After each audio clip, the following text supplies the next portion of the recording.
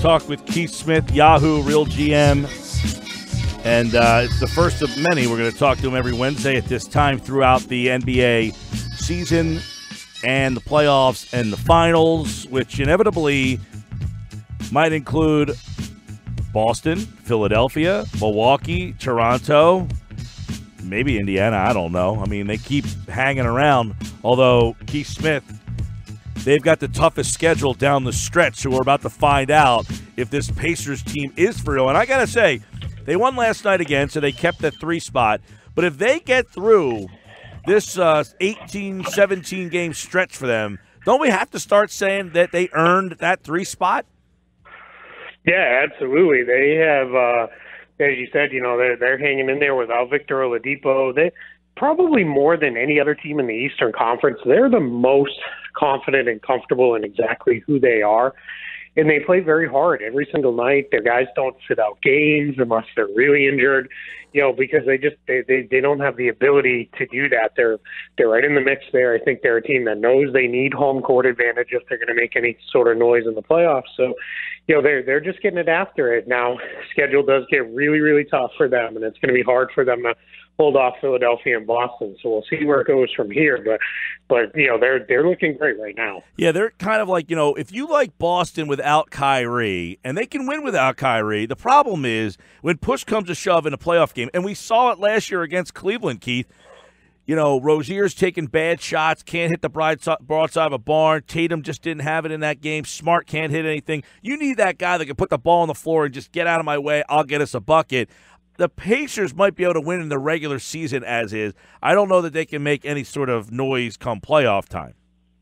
Yeah, no matter who they play in the first round, unless they can somehow, hang in that 3 spot and get one of the, Brooklyn, Charlotte, Miami, Orlando, Detroit group, they're probably not going to have the best player on the floor. And even in those matchups, they may not anyway. And that matters in a playoff series. You need that guy you can throw the ball to late in the game and say, go get us a bucket or get yourself to the line or set somebody up.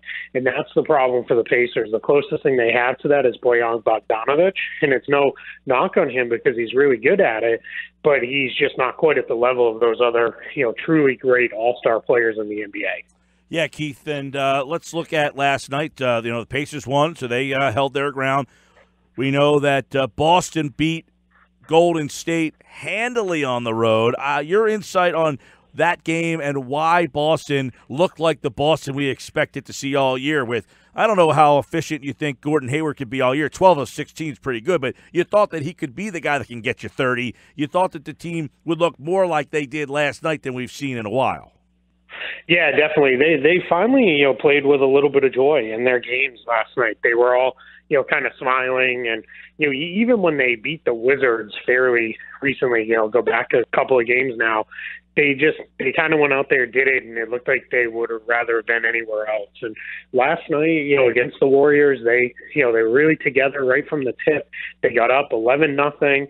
The Warriors, this is the first time in nearly 13 years that they've let a team go wire to wire against them in Oakland. And they just were terrific all game long. The guys on the bench were up all night. When the starters went to the bench, they were up on their feet all game long. So it really kind of looked like a team that was happy. In their post-game comments, a lot of players referenced, hey, a long plane ride together, you get away from everybody else. It was just us. There was a chance for us to refocus on just basketball, and maybe that finally, did the trick, at least for one night it did. Yeah, and, I think Gordon Hayward said it afterwards. He was like, let's see if we can do this again tomorrow night. Like, let's see if we can all kind of play with this, same sort of pride and energy and joy again tomorrow. They just had this whole inconsistent nature. But let me ask you, what, in your opinion, you see the Celtics a lot, Keith. What, in your opinion, is their biggest problem? Is it they don't like each other? Is it Kyrie just doesn't fit the system that Brad Stevens wants to play? Is it Brad Stevens isn't a great communicator? Like, what is at the top of their problem list? Yeah, it's a little bit of all of it, but I think the number one thing is they've just got too many guys.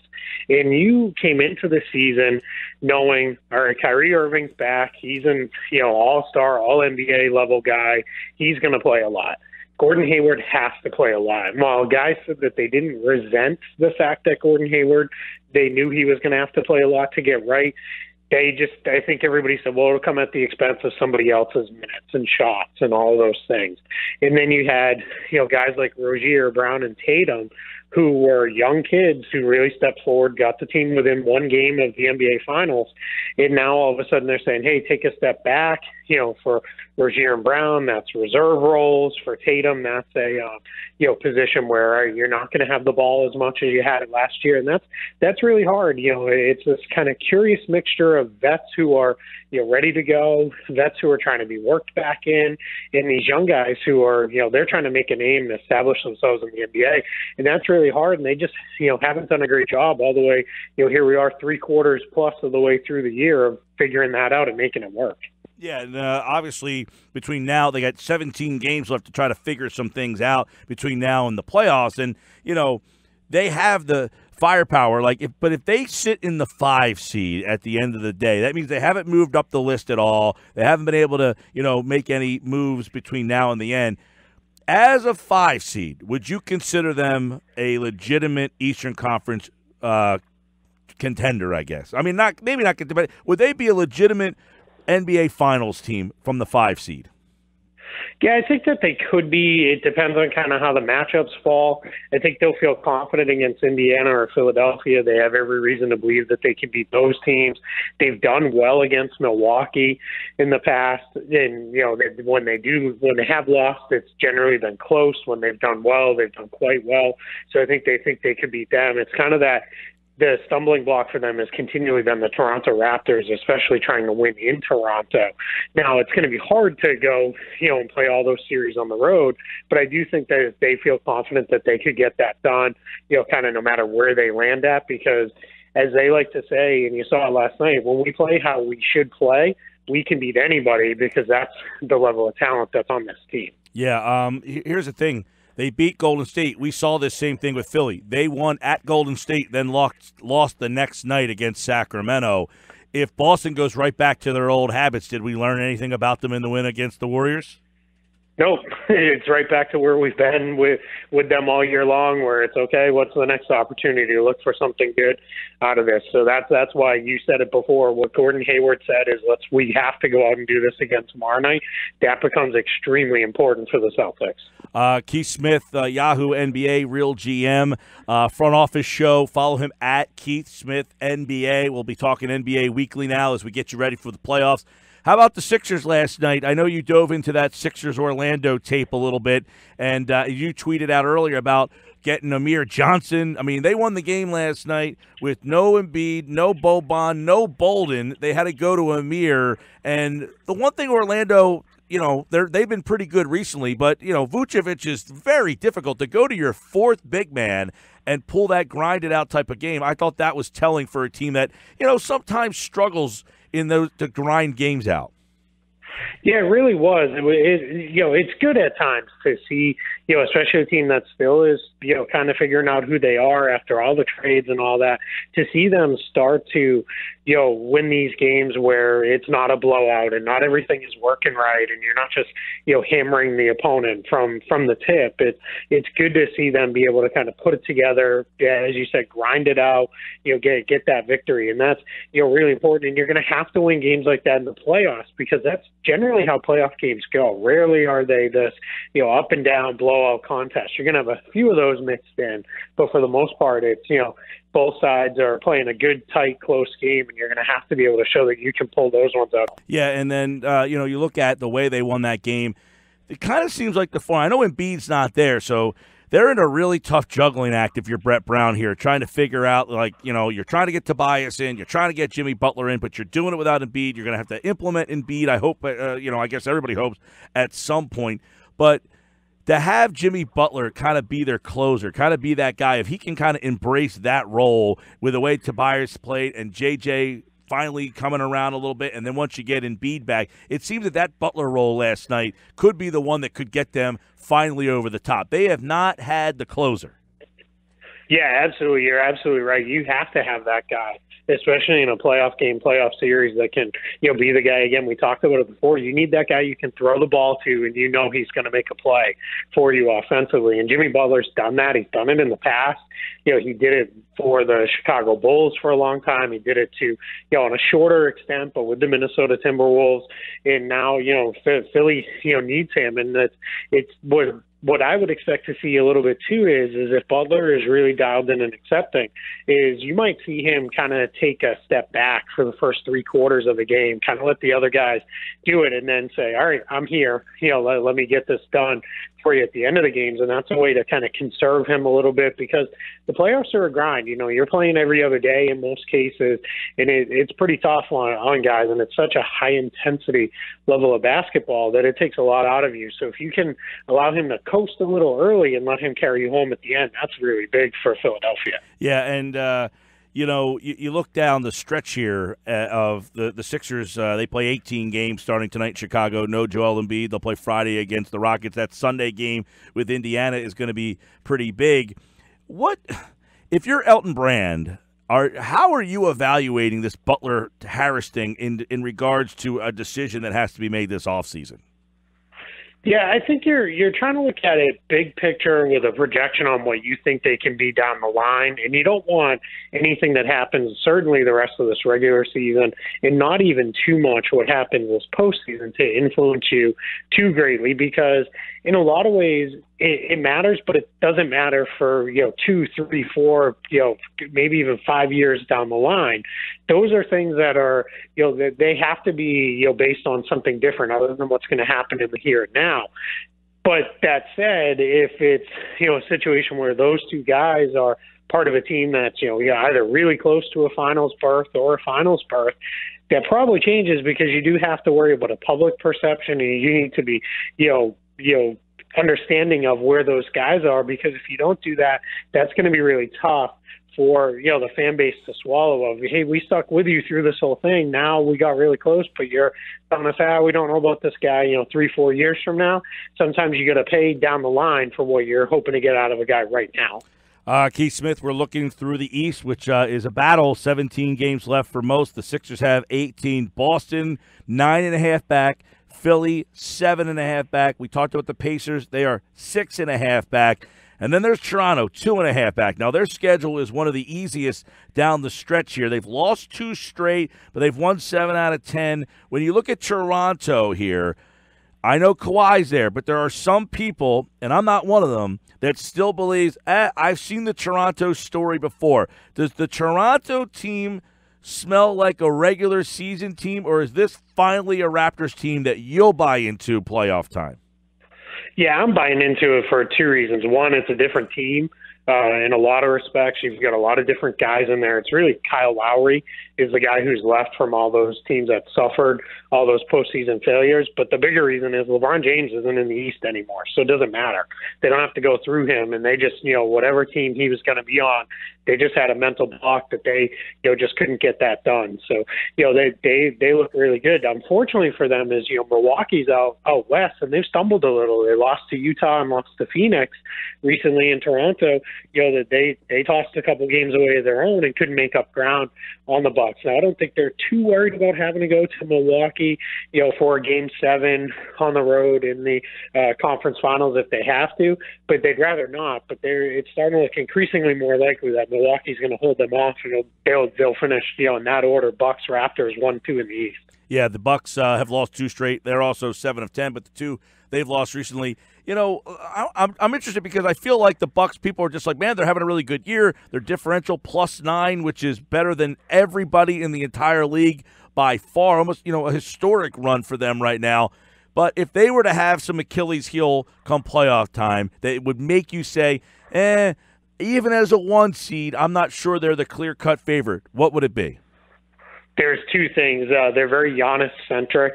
If you can really take him away, and there's a couple teams, the Celtics being one of them, who are positioned with the right kind of defenders to at least limit him and kind of break up what they want to do offensively, they can have some trouble with that if they hit that matchup. The other piece is that Coach Bud, Mike Budenholzer, he has not always had the best playoff success. One thing is he builds a great system that gets his team there, and then he hasn't always been good at adjusting and then adjusting to the adjustments.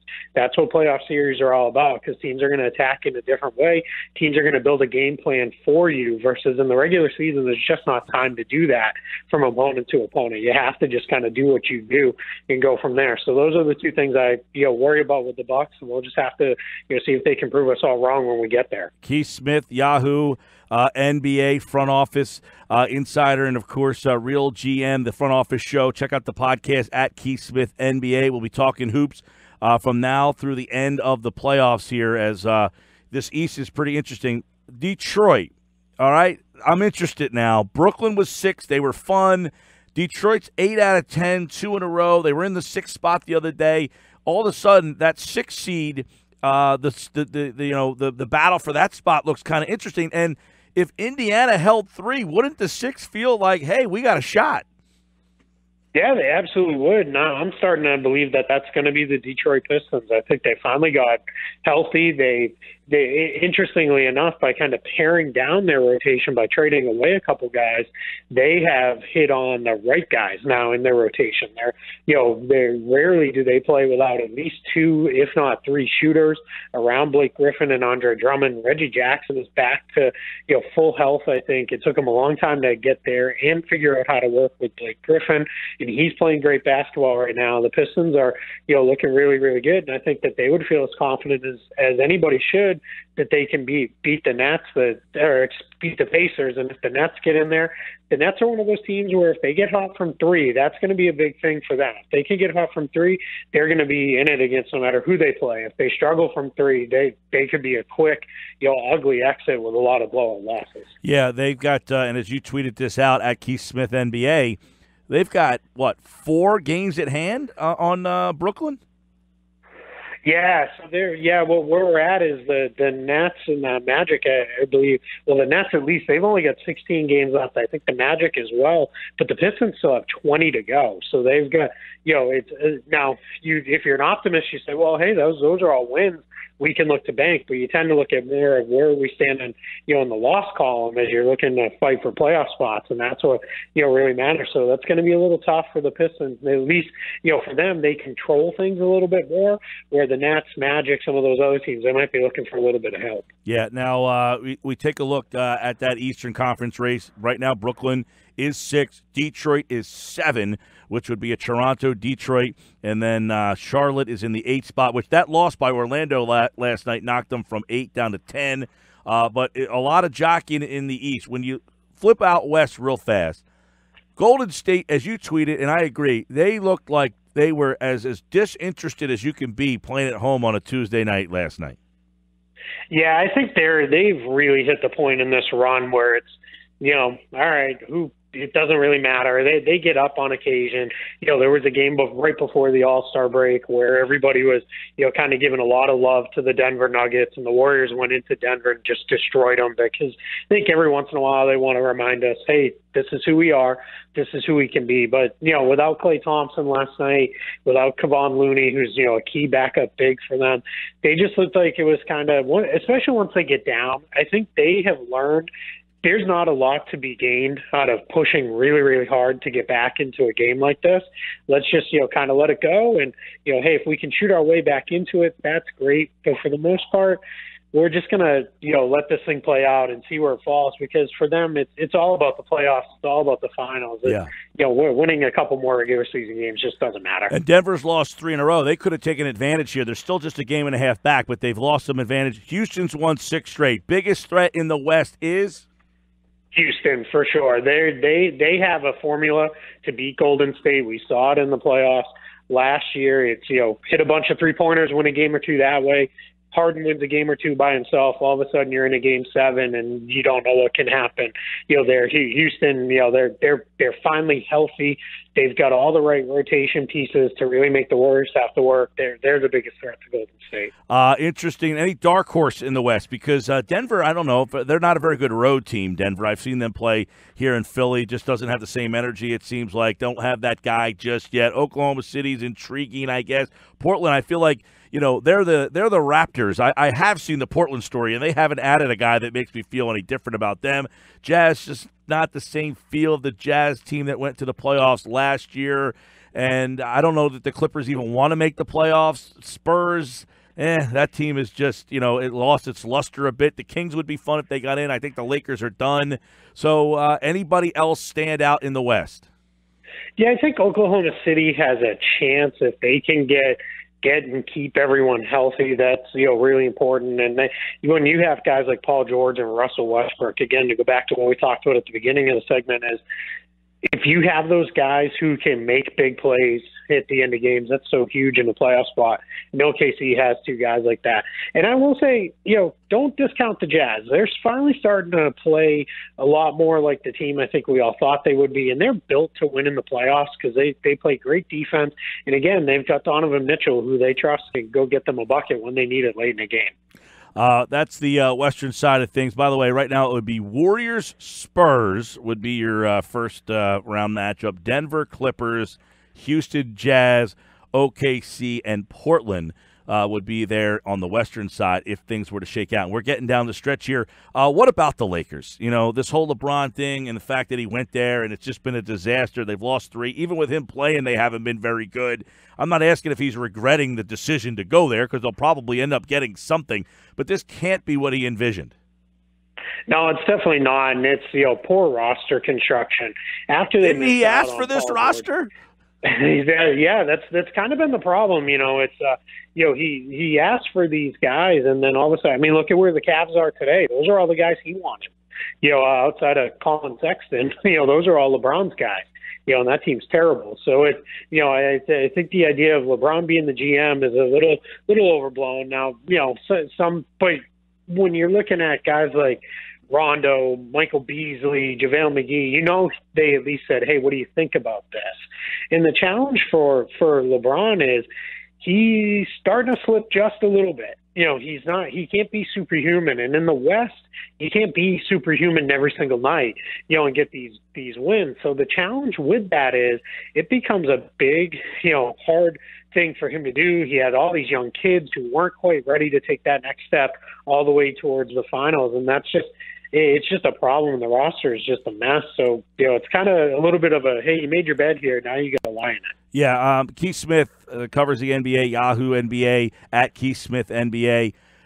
You're out of what, Orlando? Yep. All right. Now, you're East Coast. So do you feel like, I don't know, maybe it's just me because I don't stay up as late as I used to, but I feel like LeBron is so disconnected from where he used to be playing. Like, the Lakers are glamorous and everything, but I almost feel it's a detriment to have all these guys playing on the West Coast. When he used to be on the East, you got him, and then that led into a Warriors game or, some West Conference game. I feel like him being on the West Coast is kind of counterintuitive for the NBA.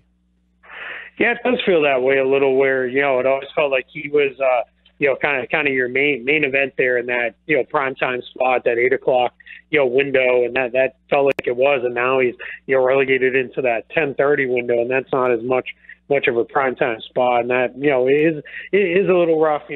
Thankfully, if you're a basketball junkie, as I am, you're happy a lot of these other West teams have stepped up. Sacramento, Portland, they're playing better, and they're a lot easier to watch than they have been, in some years. But that's not what the NBA wants. They want LeBron to be the guy. Yeah, absolutely. And I think that's why they fall back to, hey, here's the Warriors again. Let's watch them. Yeah. And then when you have things like last night where the Warriors clearly are like, we got behind, who cares? That is a problem. You don't want to have too many teams, thinking that way, because that does, wreck you. And Keith, Saturday night I'm at Philly Golden State, and I was listening to, I was talking with Steph Curry, and he said, like, yeah, it's nice to get this win. We got a 6-hour plane ride home. And, you're like, man, it's March. You got a 6-hour plane ride home. You're the best team in the league. It's kind of hard to stay focused. And you can, like, a 6-hour plane ride on a Saturday night, is not the easiest thing in the world to kind of recoup and get yourself ready back for. Yeah, a lot of people don't they try to discount, the NBA is not as physical as the NFL and all this and that. But, I know when I fly anywhere, yeah, the last thing I want to do is do anything when I get off we were just talking about this because Keith Pompey, who covers the Sixers, he got out of town. He didn't go to the game last night. He's in Chicago. And we were talking about, off the air about how when he goes on these road trips, this is like when he gets like relaxation and sits in the room and kind of catches back up. And it's like, yeah, I would never want to be an NBA like beat guy where these guys are on the road for like 6-7 days in a row, sleeping in different places, traveling all over. The NFL guy leaves on Saturday, he covers the game on Sunday, and he's back home. I mean, the grind of just covering the team is crazy. I can't imagine being a player bouncing around from city to city and having to be ready to play at an optimum level. Yeah, absolutely. It's travel wipes you out, and then we ask these guys, get in at 2 o'clock in the morning local time, go take a quick nap, be back at the arena by 10 or 11 for shoot-around and film session, go grab another quick nap, and then come back and be ready to perform at the highest level and, score 20 points per game, at 7, 8 o'clock at night. It's just, it's one of those things where when you really break it down like that, you start to look at it and say, man, these guys exist and live off naps, and yet our expectation is, why'd this guy struggle tonight? Well, he probably had heavy legs and, tired eyes and those kind of things. It really is the grind in the NBA is the travel and the fact that there were really no days off, because on those in-between days, you're generally having to practice as well as a travel at some point. Last one for Keith Smith, at Keith Smith NBA, is going to join us every Wednesday at this time through the NBA Finals. Number 3 seed in the East will be? I think it's going to be Philadelphia. I think they're going to get there. I think the Pacers are going to have a little bit of a swoon here. I think they're going to drop back to 5. I think Philly's going to move up into that 3rd spot. I think they're going to hold off Boston. Boston is just, throwing away too many games that they should have beaten bad teams at this point to make up that ground. So I'm going to go with Philly, Boston, Indiana in that order, 3, 4, 5. Philly, Boston, Indiana. So you would get a Larry Bird matchup, Pacers, Celtics there in the first round. And then you think Detroit, so it would be Philly, Detroit. That would be a great Embiid-Drummond matchup in the first round. I don't want to see Brooklyn in the first round. They have given the Sixers all sorts of issues. But Philly, Detroit would be pretty fun, although they're playing really well. Keith Smith, at Keith Smith NBA, everybody here on the Sports Bash. Thank you, pal. We'll talk soon. Absolutely. Thanks for having me.